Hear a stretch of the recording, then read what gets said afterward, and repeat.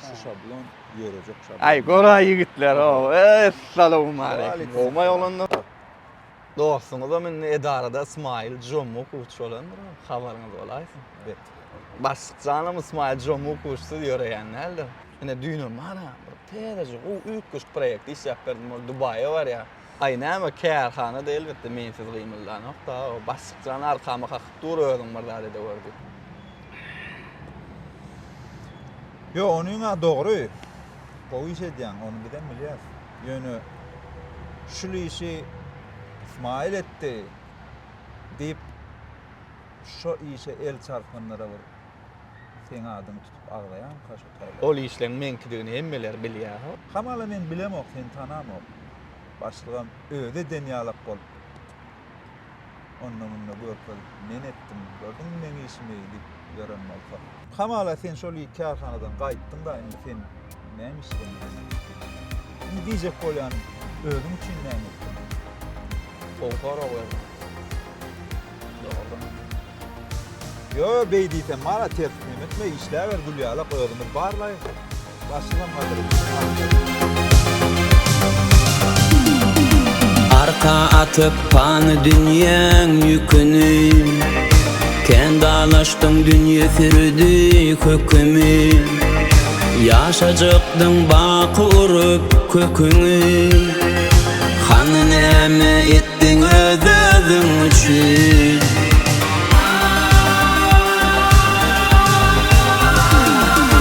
Dünýe budur balgandyrmaz barmagy, sensiz belez we dadar gaýmagy, bolup iki ýanatyň toýnagy, hany näme etdiň özüň üçin.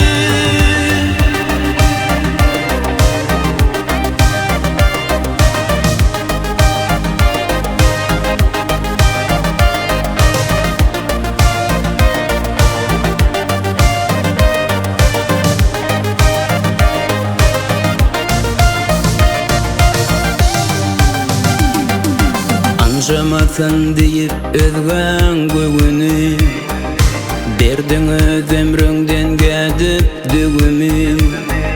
Yeterdi bir ýam gadryň görümi, hany näme etdiň özüň üçin.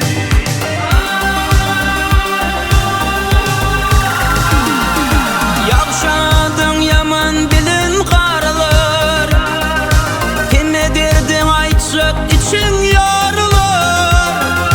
Şenden dursun iki dünýä daralar, hany näme etdiň özüň üçin.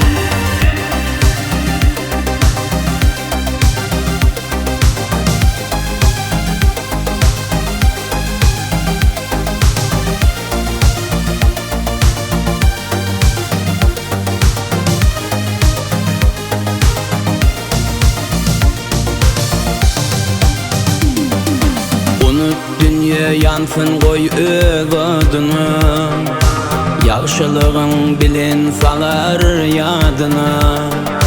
Şarky pelek aýlansyn öz badyna, ýaşa senem